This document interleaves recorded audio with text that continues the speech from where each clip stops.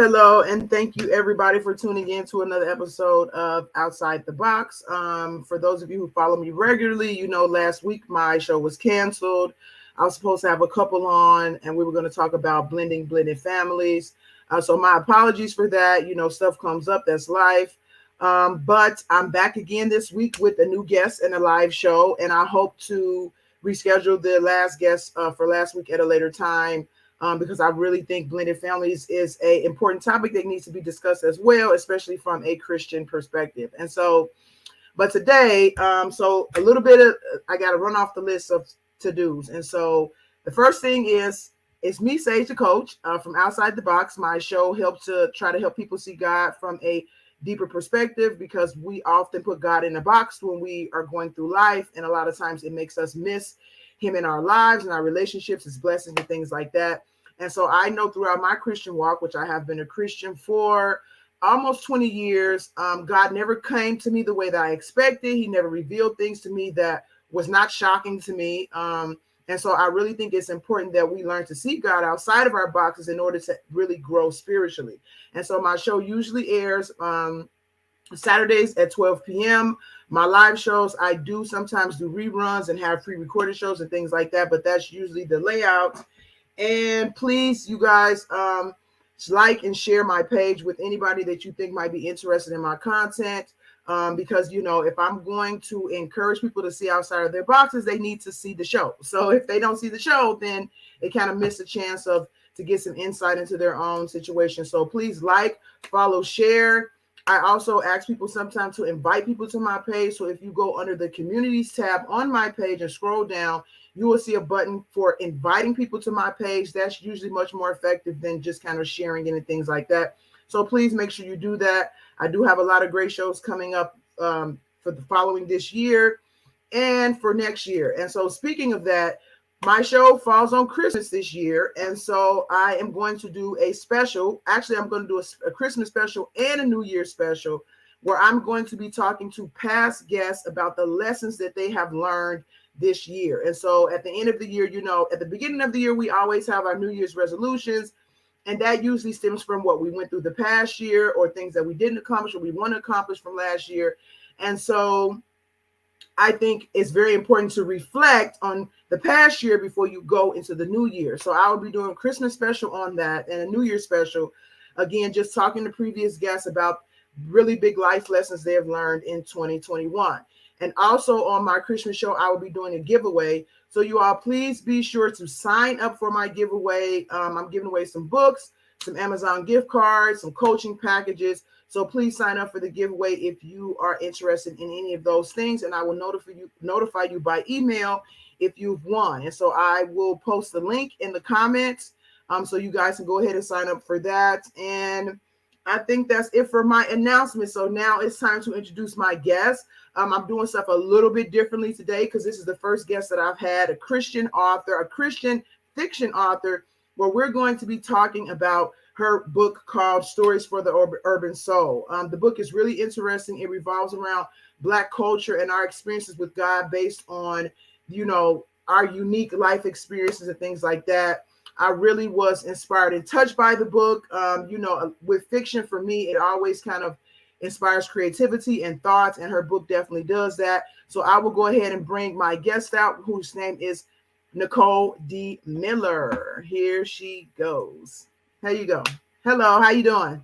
Hi, Sage the Coach. I'm good. How are you? I'm fine. How you doing? I do want to thank you again for doing this. I really appreciate it. I know it takes time out of your day, so thank you again for that. It is definitely an honor. I appreciate the opportunity. Yeah, no problem. So your book. So first, what I wanted to talk about. Well, let me go rewind. So we're here to talk about your book, Stories of the Urban Soul. But before we get into that, I want the guests to know who you are. So can you just introduce yourself a little bit, what you do? I know you're not just an author, you also have your own business and things like that. So if you can let everybody know who you are and what you do, that would be great. Sure. So I am Nicole D. Miller, and I actually do have two businesses. I have a bookkeeping business called ABN Bookkeeping, and I help small business owners record financial transactions using QuickBooks. I also do taxes for individuals and small businesses, so tax season's coming up. And then I have my authorship business, Nicole D. Miller Publishing LLC. So I have three books, all self published. The first one is How to Overcome Heartbreak, Recovering from Misguided Love. The sequel is How to Overcome Heartbreak, Stories That Heal. And then the latest book is Stories for the Urban Soul. Okay, wow. So how long have you been a writer? That's a good question. So I would say when I started my blog back in 2012, I started blogging at betterthanwine.net. And that is when I started really using my skill of writing. Oh, really? Wow. Yeah, blogging. Wow. Yeah. Wow. Okay, so before that, you were not like for me, I've been writing since I was a kid. So for those of you who Mm-hmm. are who are watching, not only am I a certified life and relationship coach, but before all of that, I was an author. I've been writing since I was a kid. I do have some published books as well, but I've been writing since I was about 7 or 8 years old. So, but that's not the case with you, it sounds like. Definitely, I remember doing like a little story in school that I was really proud of, but the most that I would say is I was an avid reader. So I loved reading as a kid, and I didn't know that reading, being an avid reader, makes someone a good writer. So Exactly, I feel exactly. like God was just kind of setting me up because I love to read. I loved writing in English, but it was college where I ended up majoring in business. Now, I did for a split second become a journalism major. I was struggling with my business courses and I was like, well, I'm good at writing, I'll do journalism, but he redirected me and I ended up pursuing business. So I wasn't like pursuing writing as a career. I just knew it was a gift that I had, but never did I foresee that it would like take off the way that it has and where it's going. Wow, that's amazing. So, Yeah. Jay Lewis just tuned in. He said, "Good afternoon, good afternoon, Jay Lewis. Thanks for watching. Please be sure to like and share this program with anybody you think might be interested in it." So, but wow, that's really, really interesting. So, so what is your inspiration for writing? Because especially since you have not necessarily been doing it since you're young, and you are correct that reading definitely helps with your writing. I've seen that even in my own kids, they started reading very, very young, and it just kind of naturally transitioned over into writing skills. And so I agree with you on that. But there's a lot of people that can write. And I always say the essence of a good writer is somebody who has something to say. So you can be a great writer technically, but if you don't have anything to say, then it's kind of defeats the purpose of writing. So what is your motivation for writing? I would say it started off with my blog, and it was just a way to connect with God and to connect with people who are on a similar path. Mm. So initially, I was reading a lot of blogs with people who had a similar journey as me with faith or, background with family structures and ethnicity and all that stuff. And then when I started doing my blog, it was a way to like connect with God. It was a way to share these faith-filled experiences I was having with God and what my journey looked like back then. So initially, it was my relationship with God that inspired me, having no idea that when I published the blog post, How to Overcome Heartbreak, Recovering from Misguided Love, it would inspire so many people and they would respond. And God was like, this is the name of your first book. Bless Mm. you. Thank you. So the fact that a blog post is what capitalized me into or catapulted me into writing, just I don't know, it's out the box, like you Yeah. said. Like I Yeah, just yeah. never, I'm such a linear person, ABCD, like go to school, get your degree, get a corporate job. So that's how I was thinking things would go, but it was very mundane during that time in my career, and that's when writing got birthed out of the standstill. And God was using my circumstances to help me look outside the box, help me look at something else that He wanted to bring forth. Wow, that's amazing. That's amazing story. And so now for your this book, the stories of the urban soul. When did this book get published, or how long did it take you to write Yeah. it? Yeah. So, okay. So even though I had published two books, I still didn't see myself as a writer per se. I still didn't see, because, I'm like, well, I didn't go to school for that. I Mm-hmm. just did these books because that's what the Lord led me to do, and there was a need for it. But I started doing short stories, I think in 2017.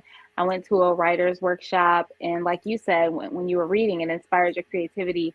Being in those workshops and being around other writers like inspires me, it stirs me up, and even when I'm reading good writing, it stirs my gift up. So I went to this workshop and was surrounded by these real writers, in my view, Mm-hmm. and wrote my first short story, and one of the writers in there reviewed it, and she had an amazing novel. I remember reading some of her novel, and she was like, Nicole, it's good, but it's too long. And so back then, I didn't understand the concept of a short story because I was just going. Mm-hmm. And so I kept that short story, and I revamped it a little bit, but for the most part, it's still the exact same length. And I wrote two more short stories after, and then I stopped writing completely.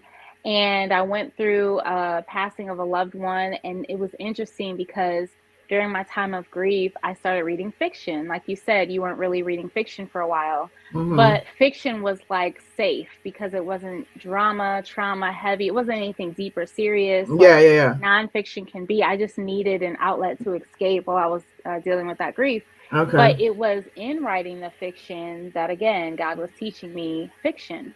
And it was probably around that time, I do remember writing a couple more short stories, but it wasn't until the pandemic. So it was once the Wow. pandemic happened in 2020, I had more time, I had flexibility, and I started writing again. And there was an opportunity for unagented Black authors to submit their work for a traditional publishing company. And they had a deadline that they wanted it by September 2020.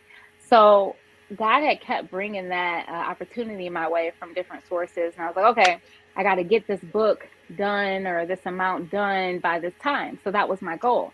So I'm working feverishly to finish it, but I did submit it, but it come to find out that wasn't the genre. My book didn't fall into the genres they accepted. But I Okay. think God used that because of his timing of when he wanted this book to come out. Because I would have just sat on it because I already Mm-hmm. started these stories Mm-hmm. years prior. I'm just having fun. I mean, Exactly.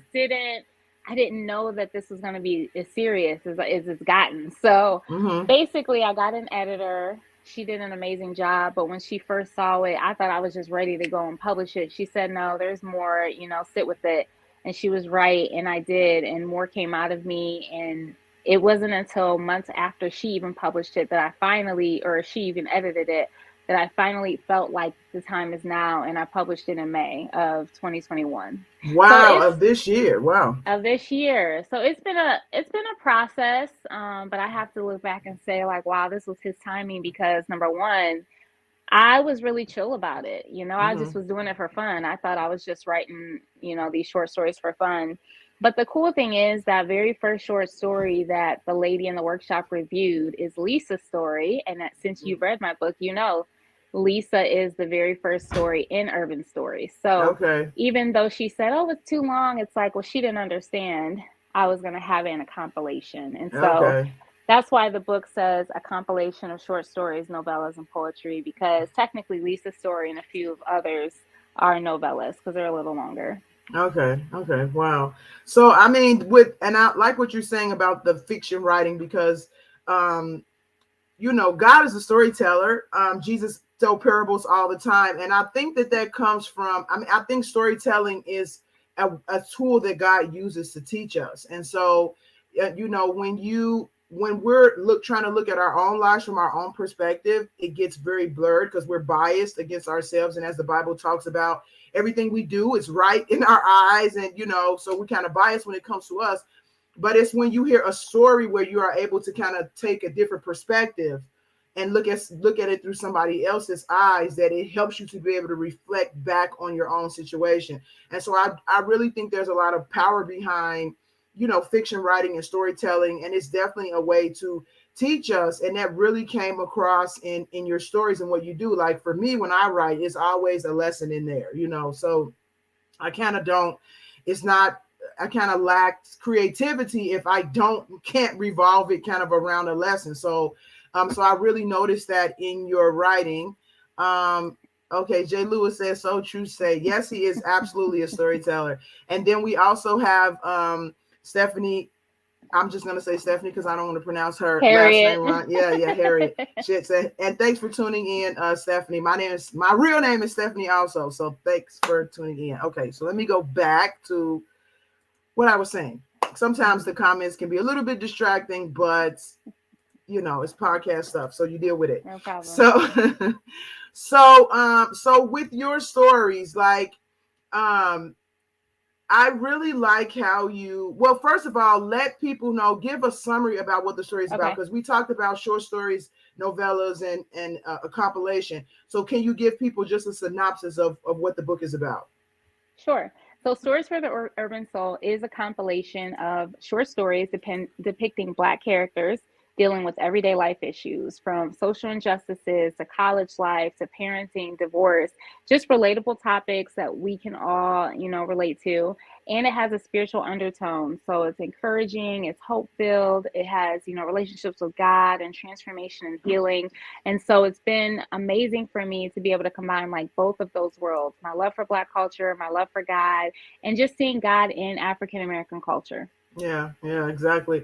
And so when you talk about, because I think this is really interesting, because I was listening to a sermon about T.D. Jakes a few weeks ago, and he talks about how God speaks to you through your environment or through your culture, what like a lot of times, of course, the Bible talks about coming out of the world and not being separate, but culture, God also respects our culture as well. He doesn't automatically expect you to throw away all the teaching and stuff that you have learned throughout your lifetime in order to follow him, so to speak, but he uses those things to teach you who he is. And so I really like how you infuse Black culture with that, because of course God transcends all cultures, but he can use your culture and your specific experience to teach you certain lessons about who you are and who he is, and help you grow spiritually. And I really got that feel in what you were writing. So what do you think about that? I definitely agree. I feel like in my faith, my journey was, and probably a lot of people could relate to this. I shied away from my culture. I shied away from the music. I shied away from certain vernacular. I shied away from certain events and circumstances. And I don't necessarily think that was a negative thing. I think God was building a foundation. He wanted to make sure that eternity was going to be first, and my culture, my earthly culture, was going to be second, because it was about identity. So he wanted me to understand your identity is first spiritual and then natural, but it still has its place. So now that I'm more mature, his way with me has been, okay, now that you know who you are, I can acclimate you accordingly in the culture. And I think it relates to that scripture, being in the world but not of it. It's like, okay, so we're not of the world, but we're still in it. Exactly. And God is still in it. He's in the moon, he's in the stars, he's in the animals, he's in nature. And so once the eyes of our heart are open, we can see that. We see that in his people. I think of Moses, who was taken out of his own family and then reacclimated to the Hebrews. Jesus came as a Jew. So our culture, our race, our ethnicity has its place. It's understanding that it's used to spread the gospel. I feel like Nicole, my skin color, my gender, that my interest hopefully is demonstrating this is what Jesus looks like through Nicole. And it doesn't mean I'm perfect, but it's like, well, this is a glimpse of who he is through me, because I am a part of him. All ethnicities, all races, all languages are a part of him. Exactly. And so as we all come together and express the varieties of ethnicities, then we can get a glimpse of like who he is in his entirety. That's my view of it. Look, oh wow, that was very, very beautifully said, and I totally agree.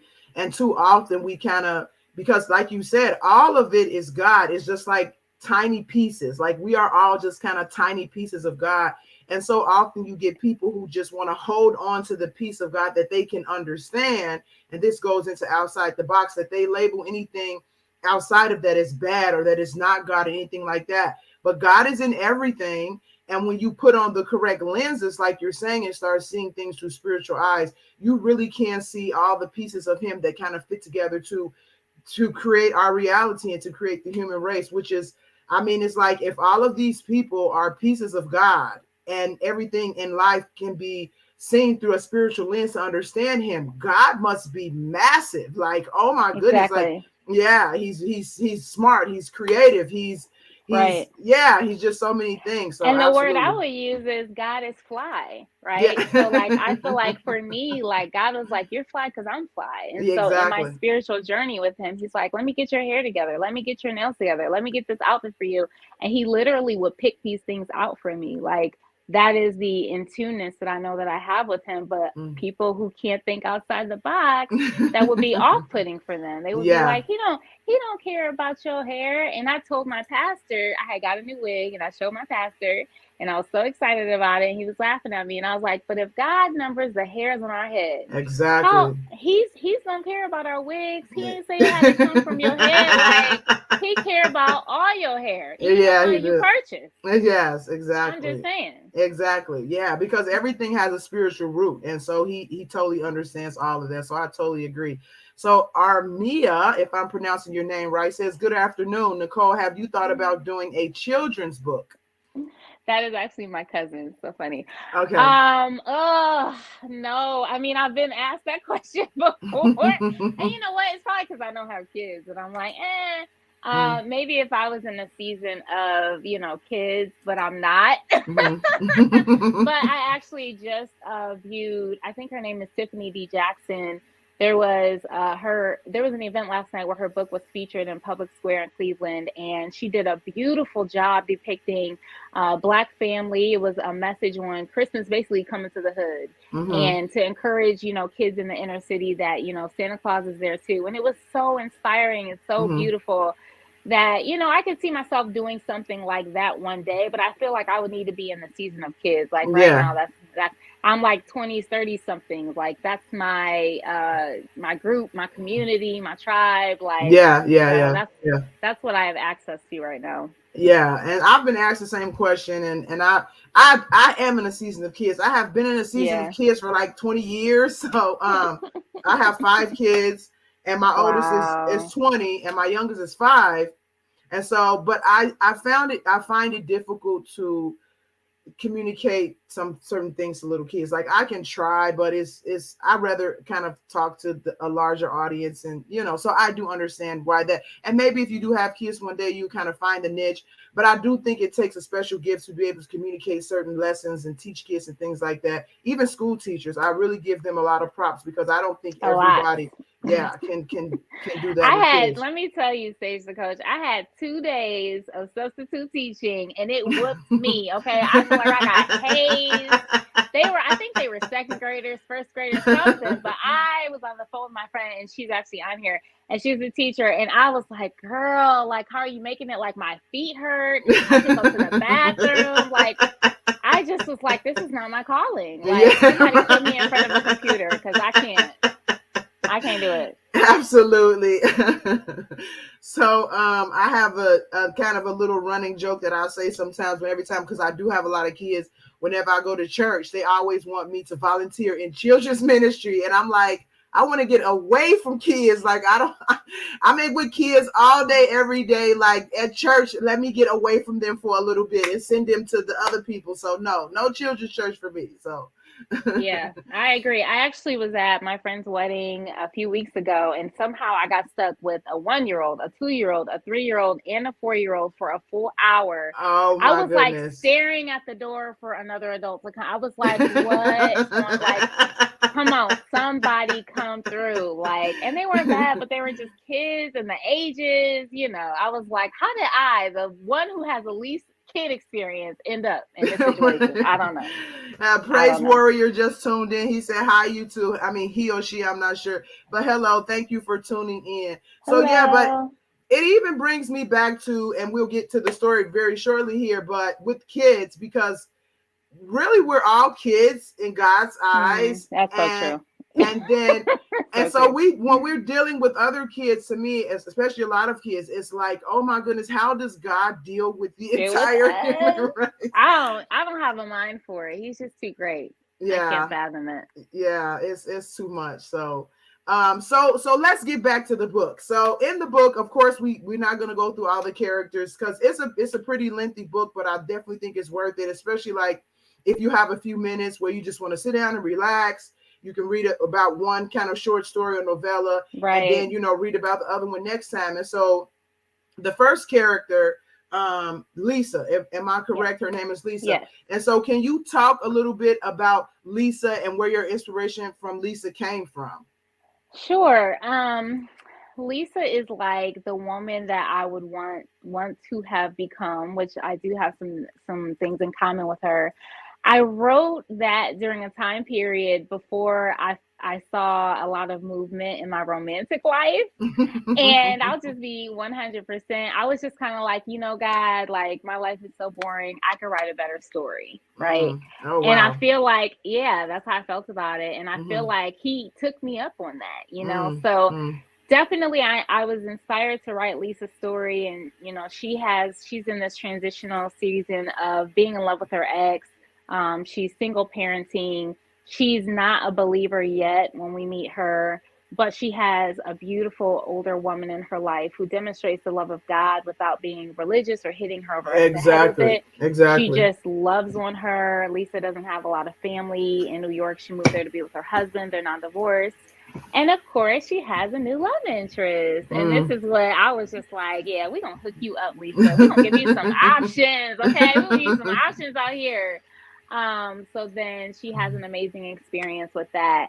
Now, I don't want to ruin it because people may still, want Right. to read it, but it does take a little bit of a turn, which some people have given me their feedback on that, and they have Mm-hmm. not been in agreement. But I feel like I had a purpose to that. Yeah. And the purpose was to show that even though, there are amazing things about being a believer, there are still some sacrifices that we make, and there are still some things that happen that we don't fully understand God's ways. Like they're just higher than our ways. So, but ultimately, He can give us the desire of our heart. And so she experiences that as well.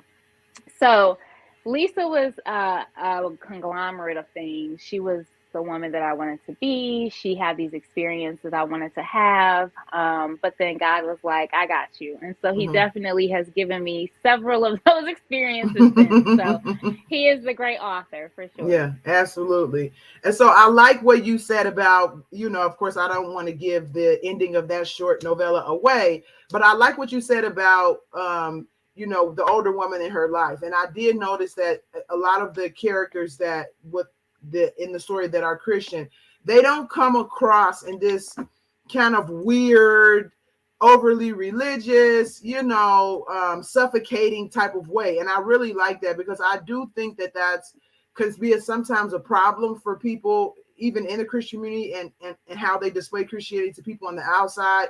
But it made Christianity come across as very natural. This older lady, she was just very casual with it, just talking about what God has done for her.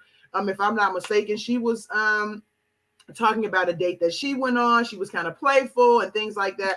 And I Yes. really like that image of Christianity in that way. You don't have to force things down people's throat. You don't have to you just kind of reflect Christ, reflect the love of Christ and things like that. And I think even when it comes to correction, because I see a lot of people as Christian who just want to correct people. You're doing that wrong. You're not supposed to be doing that. You're not supposed to be doing that. And I feel like that comes with when you have a relationship with the person. Like you can't just go around telling everybody what they're doing wrong when you don't necessarily have a relationship with them, because everything about God and our relationship with God comes from growing our relationship with Him. You're gonna take correction from somebody you have a relationship with much more than you will take it from somebody you don't know. And so I really like that she was kind of pushing her towards, God, knowing that she wasn't a believer, but kind of nudging her towards God, but doing it in a way of love, that she wasn't overbearing and things like Right. that. So I really, really appreciated that depiction, especially in an older woman, because a lot of times Yeah. we kind of lack examples and things like that. And then you draw the comparison to when she's interacting with kind of younger women, that she comes across as kind of the mature one and stuff like that. So I really, really like Yes, that in the that's story. true. So Look at yeah. you right about that. I didn't even think about that. You're right. You're right. Yeah. And that was another thing I wanted to show about Lisa, that even though she didn't have this spiritual relationship yet, she had a solid enough identity. She had standards, she had values. It was just that faith component that wasn't there yet. But she still upheld herself in a certain way of class. And that's why she was able to attract someone like Joe, who was a strong believer because of who she was eternally, that shined through. Yeah. Oh wow, that's a great point too. And so Hmm.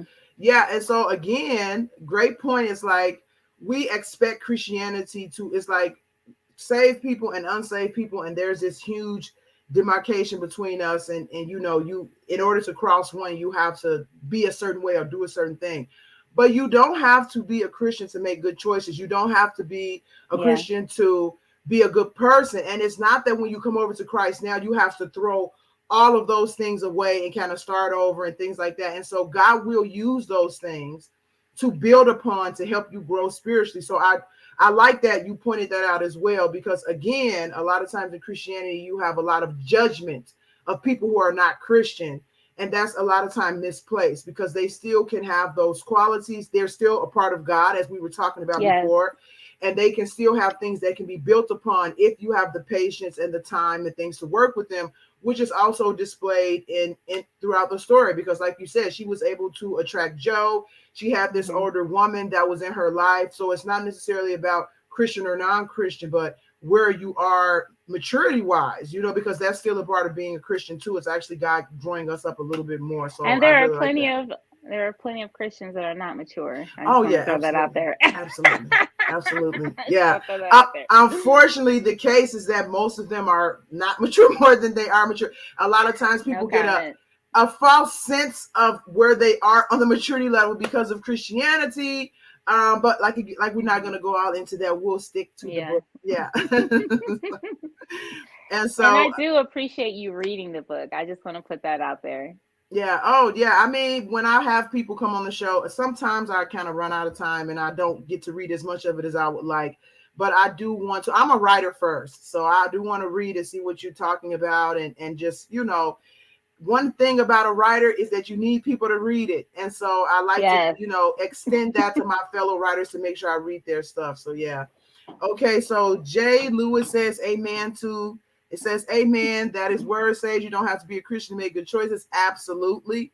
And then you have or Praise Warrior says, or Christians can judge that you're not going. Yes, exactly. Exactly. Yeah. And let me point that out really quickly, and then we can kind of move on to another story, see what you have to say about what I'm going to say is that everybody's at different seasons of growth. And I do like that you kind of depicted that Hmm. too. So it's not a matter of like, yeah, she's just getting started, and that's okay. Too many times we even judge ourselves and we think that we're not doing something right or that we're messing up here and doing that. But God understands that our growth is a process. And so it's not about necessarily not doing Christianity right. To me, doing Christianity right is just continuing, just keep trying. It's not about you doing things in a perfect way or coming across a perfect way or always getting everything right, but being willing and open to learn and continue to grow. And I really feel like that's all God really expects from us, is to do that genuinely from our hearts. And so I like that even though she is a new Christian, she is kind of has people in her life who gives her permission to be a new Christian and not kind of put the Hmm. pressure on her of like, because you're a Christian, now you gotta do all this stuff, do all that, and fit this mold that they have of Christianity. So I really like that as well. And I was intentional to give her Joe and to give her Aunt Sylvia, to surround her with relatable, humble believers who were in touch with Mm. humanity. I didn't want it to be a churchy thing or religious thing. I wanted it to be a community thing because that's Yeah, been my experience. I yeah, wanted it that's to be good. fellowship and relationship, doing life together. Yeah, So, yeah. And that's good. And I think a lot of times, especially with new Christians, that's lacking a lot, even in the church, that people don't have that kind of relationship slash mentorship to kind of help them grow and give them space and permission to grow, like I said, and not coming down on you because you don't understand something or you're doing something wrong and things like that. Because that's really what a relationship is about. And that's how God treats us. I mean, like we just talked right. about. all the people in the world, I'm sure, like we can deal with. I have 5 kids. You dealt with 4 kids for an hour. He deals with. If he was not patient with us and allowed us Yeah. space to grow and mess up, we wouldn't be here. So we have to extend that Yeah. same True. thing to other people. Yeah. So yeah. Agreed. Yeah. So let's move on to Joe. Joe is Ooh. so what's your and that's the next story in the book, you guys, and we're not going to go through Mhm. the whole thing, but Yeah. I just kind of wanted to give people a taste of what the book is about. And so we have from the first novella or short story. Which one do you consider the first book? Is it a novella or a short story? I want to I use the would right say terminology. definitely Lisa's a novella. Joe might be long enough. The first 3 stories were the ones that I just was really writing a lot. So the first Okay. 3 are probably all novellas. And then I started realizing, oh, I could shorten this. And I got a Yeah. little bit better at that. So Okay. yeah. Okay.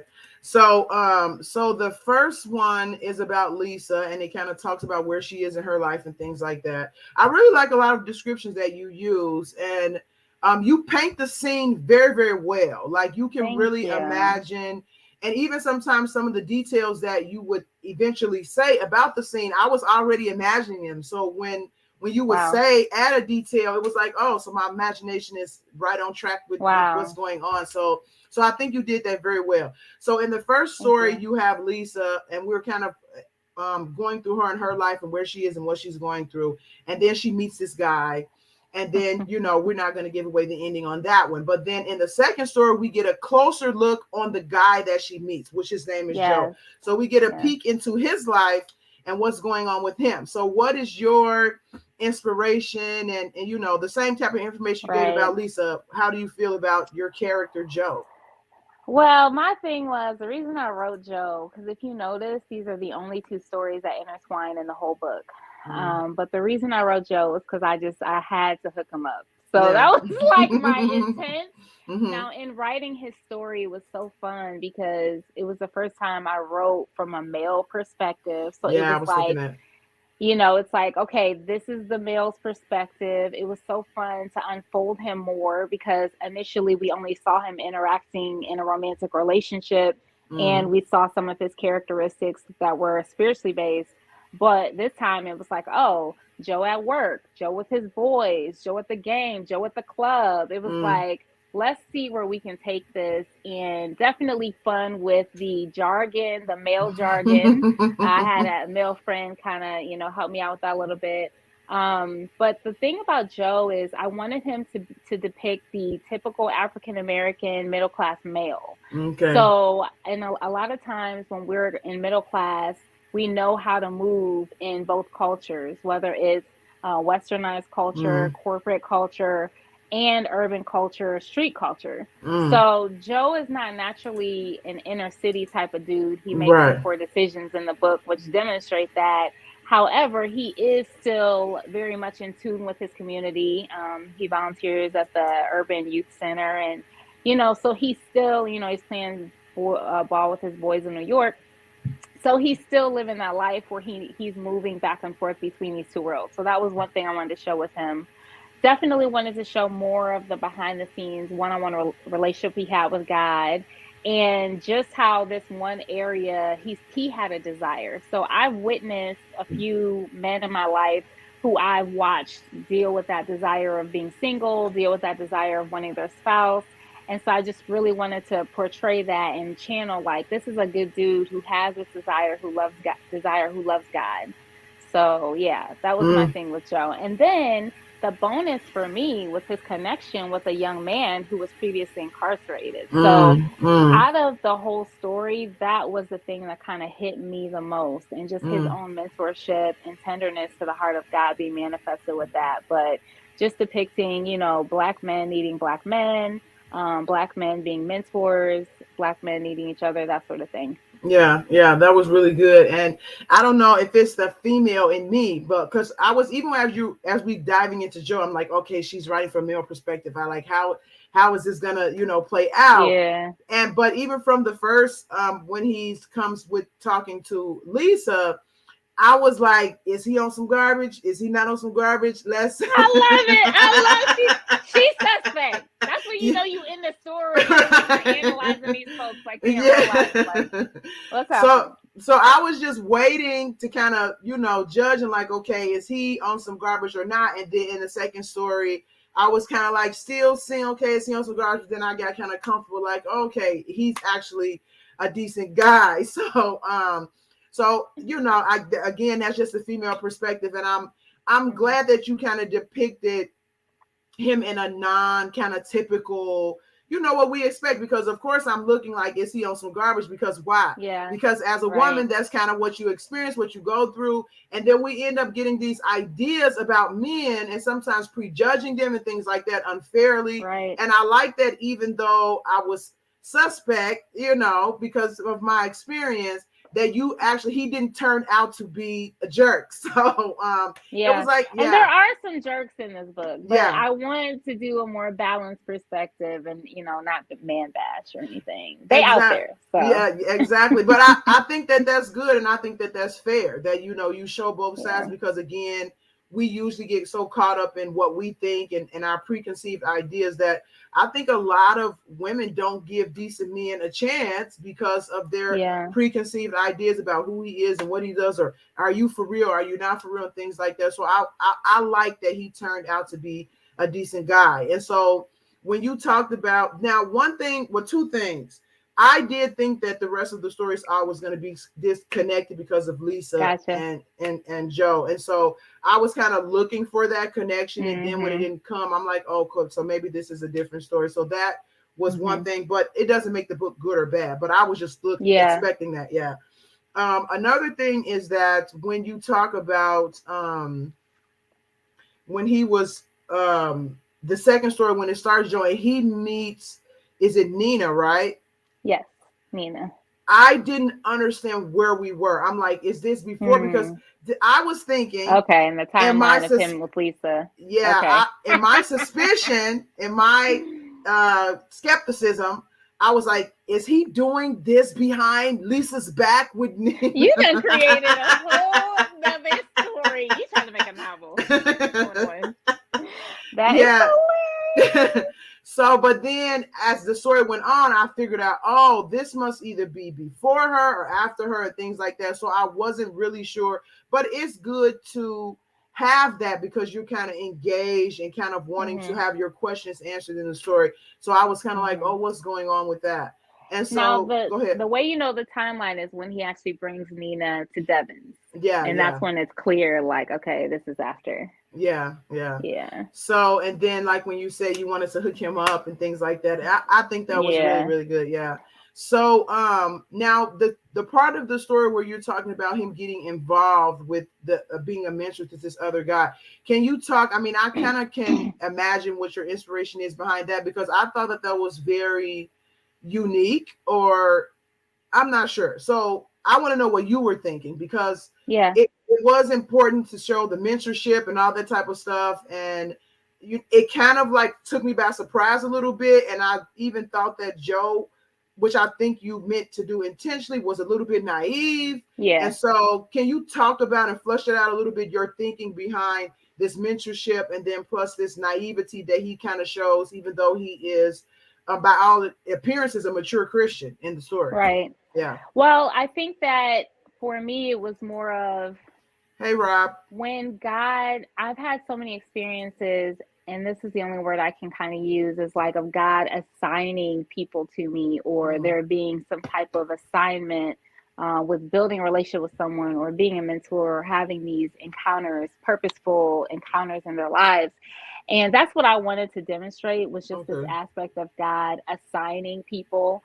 And because he is more mature, he would be in that mentorship state. However, he didn't have the necessary street smarts. And so I think God, like in my perspective, God uses all things. So like in my perspective, it would be like a character like Joe. God would look at him and say, okay, so he's naive in this area, but I'll work it for his good, ultimately to teach him that even in your shortcomings, I can make it work for your good. But I did feel like sometimes God walks us through certain circumstances that negative things can happen and yet he gets the glory. So I think of Mm, Jesus going into the wilderness. It's like mm, it says that the Holy Spirit led him into the wilderness. But what happened in the wilderness? He was tested, mm, and so he faced the enemy. And so with Joe, he was sensing I need to help his brother, but in the natural it would be like, nah, girl, like dude, like keep your distance, like stay out of this mess or mm, don't move that way. mm, However, some things are just out of the box again, the way that mm, God uses, where mm. he understands and foresees it. It really was to show Earl, like this is the level of love. This is the level of mercy, like putting myself in harm's way for you. Like it was a demonstration of love in a way that he'd never seen before. Wow, wow. I was not expecting you to say that. That's really, I mean, that's really deep because a lot of the time, well, first thing is that we get this idea sometimes as mature Christians. I've been a Christian for almost 20 years, so I would definitely consider myself a mature Christian, but does that mean you have it all together? No, you do not, you know. And Yeah, so that's a little bit of like my thing about outside the box because God is always going to stretch you in areas like we a lot of times we focus on what we're good at. We don't really pay as much yeah, attention or want to pay attention to the areas that we need help in. And a lot of our Christian walk is about God showing us those areas that we need to grow in. And a lot of times we either don't want to see them or we innocently just don't see them at all. And so I like what you're saying about he does come across as a mature Christian and he's middle class. It seems to be mm-hmm. educated, has a nice career, but there's still room to grow, and there's always room to Right, grow, and we always have to be open to the different things that God wants to grow in us.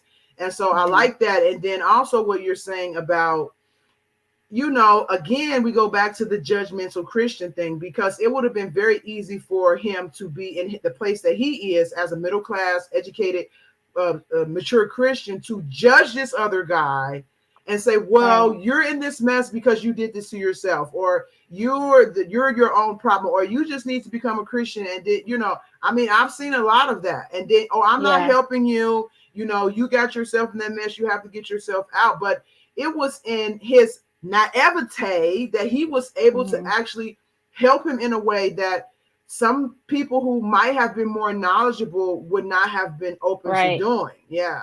right. Like So, I'm like, well, that, and even Nina was like, I don't know, So it's yeah, like I would be like, I don't know, you really hearing God? Like I would really have to hear God because for me it would be like, this ain't wisdom, yeah, yeah, So, but yeah, he heard it and God used it, and so ultimately it was to help someone else. yeah. And that's amazing. That's amazing that you broke that down like that. And so, even a lot of times, another thing that kind of stands out to me is, I'm sorry, God is like we might think that God is putting us in a position to help somebody else, but God's lessons not only are he says he has a double-edged sword, the word of God's like a double-edged sword. His lessons are also double-sided lessons because a lot of the times what God is using you to do to someone else is also a lesson for you as well. And so a lot of times people who look like they're in higher authority positions think that they're just helping, and not realizing that God is also using those things to help you grow as well. And people who don't see that can become arrogant and feel like, Yeah, well, I got it together. I'm helping you. But no, there's a lesson right. in it for you as well. So I really think And that that was a good depiction. I do, thank you. I do see him demonstrating that when he breaks down, he's talking to Anita, and he's thinking like, I'm never going to do this again. Like there's this presumption that he's recognizing, like, okay, and I can identify with that of being too presumptuous and just needing to take a step back and be humbled. And it doesn't matter how mature you are, like you've never arrived. And Mm, so God mm. is always going to, if he loves us, chastise us. Yeah, exactly. So Exactly. And so even at the end when he got in all this trouble, I could just see him like, oh my goodness, I should have never listened to this dude. I mean, I've never been in trouble like this and all of that. And then boom, he gets the letter like, you actually really helped me, and it's like, yeah, oh, wow. Okay. So yeah. So that was yeah. I like that. Um so is there so like I understand the mentorship dynamic, and we talking a lot about black culture, and of course the prison system and black men getting in trouble and things like that is a reoccurring theme in our culture and society. And so what was your thinking behind bringing that aspect into the story in comparison to a more, I mean, I know you talked about mentorship, but I'm just kind of want to know your thoughts a little bit more on that, like that dynamic between a mature middle class educated Christian man, and then you have this kind of guy who's gotten himself into trouble and things like that. Oh, well, let me ask you this really quickly. Was the guy setting, maybe I shouldn't say, I'll ask you that later. Was Okay. he setting him up? Yeah. That was not my intention. I could Okay. see that could have been a thing, but I didn't have that intent writing it. It was Okay. more of he saw something in Joe. Like, he barely knew Joe, but Yeah. he saw something in him, which was the light, which was a healthier lifestyle that he gravitated towards, because he met all those dudes, right? Yeah. Yeah. But Yeah. Joe was the one that he gravitated to, and then Joe kind of checks him in the club on standards. It was just like something different about Joe, and he wanted a different life, but Mm. he couldn't seem to get out of his old life. Mm-hmm. So I saw him being more desperate to reach out for someone that was in a better place than he was. It was where he wanted to be, but he still was Okay. struggling. That's how I Okay. looked at it. Okay. Okay. Because I was like, did he do this on purpose? Anyway. See me, You I be don't know. trying to make Yeah. whole novels, and that was it's a short story. I can't do all that. If I had a whole book, yes, I could have did something. So I mean, I don't know. Maybe I watched too much TV or something, but I'm like, all I my just love intent. that you were in it. You were in it, so I Yeah. appreciate it. Yeah. So what was the dynamic or your thoughts behind kind of that comparison between almost like the two worlds? You talked about Black people having to live in two worlds, but you kind of show the Yeah, two worlds in those characters, which is a Black middle class educated Christian Black man compared to this more urban kind of in some yeah, trouble. lower Yeah. income, Yeah. yeah. Yeah. Well, I wanted to just show that we're not too far from either of those worlds. Like, I would consider Mm. myself middle class, educated, da da da. But there's lots of people in my circle and in my life who are more in the urban city, lower income sector.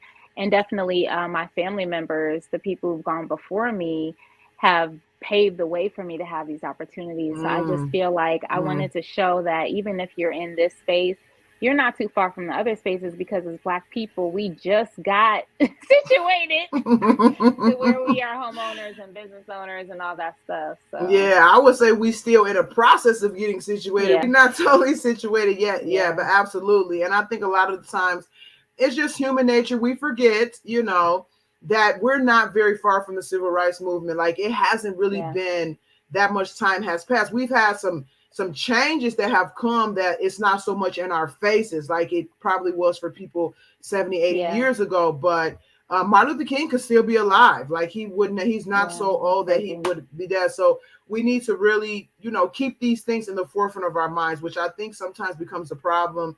And it's not just with our life situations in society, but even God, because we sometimes struggle to keep God in the forefront of our minds. But we have to keep these things in the forefront of our minds so that we can act accordingly and take advantage of opportunities or even help fellow Blacks when they're in a bad situation. Because a lot of the times you have Blacks that might have arrived, so to speak, and then they want to judge the ones who appear as troublemakers or in jail, especially if it's not experience that they've had. And so even with this whole racial tension that has been going on in America for, I mean, not just recently, but more so within the past couple of years, you hear a lot of people, Black people say, some Black people say racism doesn't exist. I don't know what other Black people are talking about. They just lazy, blah, blah, blah. And then you have people who are down in the dumps. It's like, what are you talking about? Racism does exist.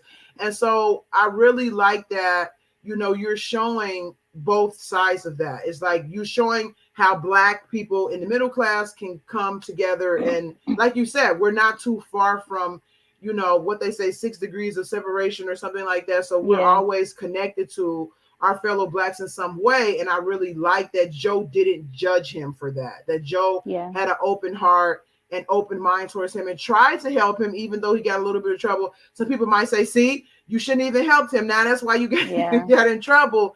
But at the end, it turned out to be something that was spiritually beneficial.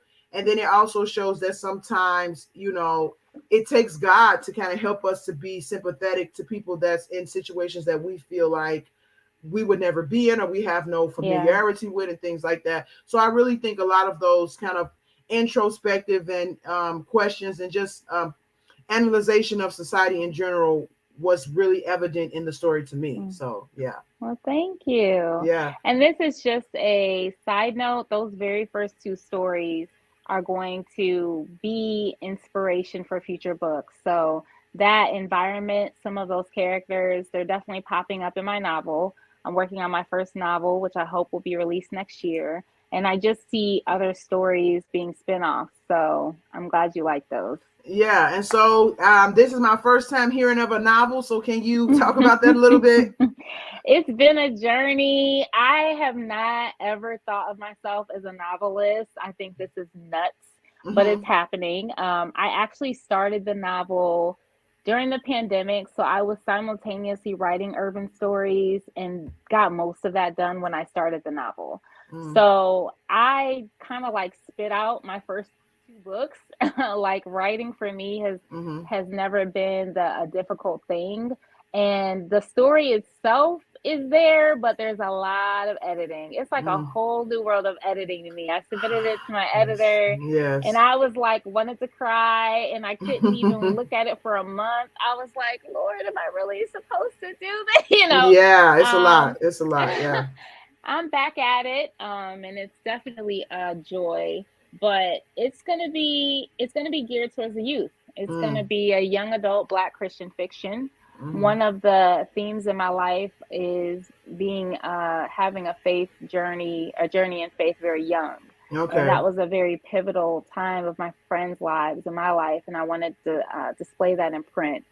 So these to stay tuned.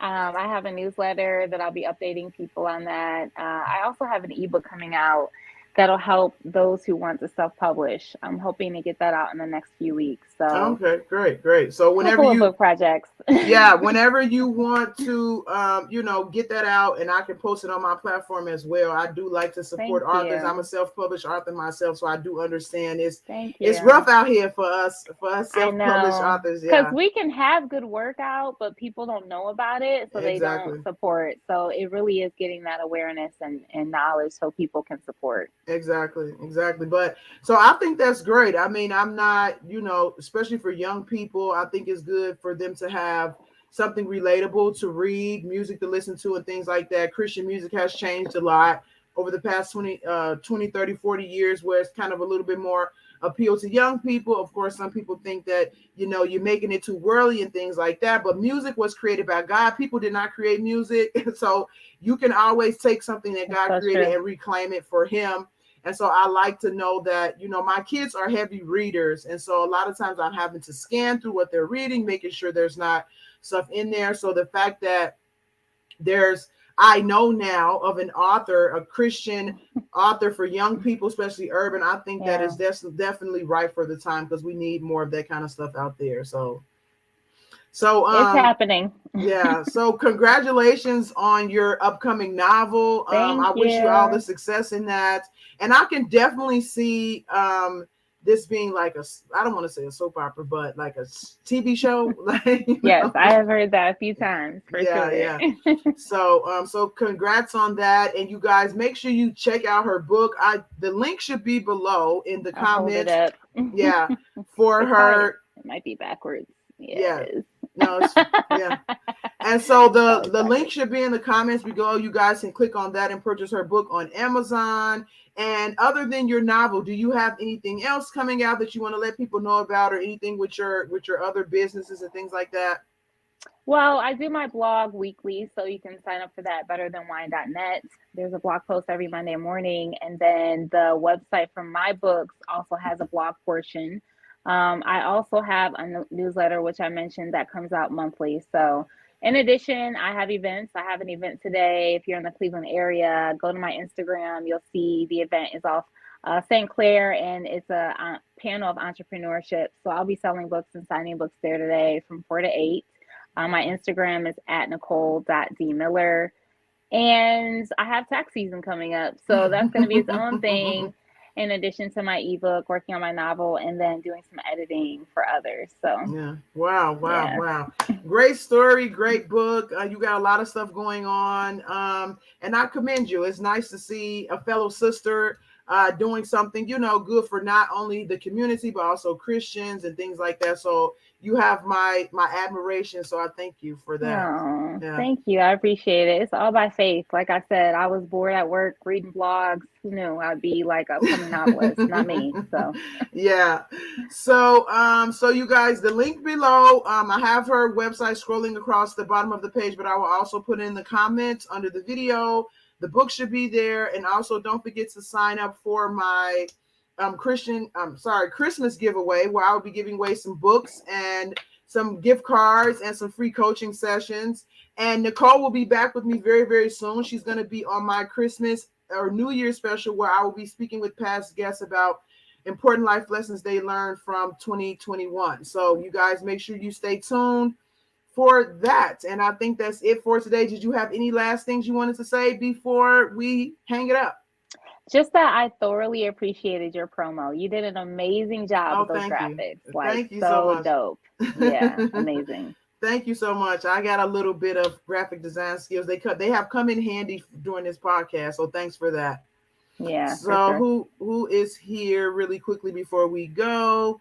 Praise Word says, looking forward to reading this book and all the others to come, Nicole. Thank Thank you so much. you. Thank you And so much. yeah, thank you too. And then earlier there was a LaShawn McCain who signed in and said, thank you, Stephanie, for inviting Oh, me. And oh, thank you for those are my tuning in people. as well. Yeah, Thank exactly. you guys. Also I will say I lost my train of thoughts. It was something important.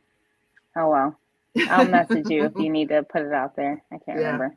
Okay. But maybe I just wanted to thank everybody that came through, because a lot of those names that you listed are my people. So Oh, that's I great. totally appreciate the support. Yeah, Oh, for sure. absolutely. Support is golden. All right. Thank Yeah. you.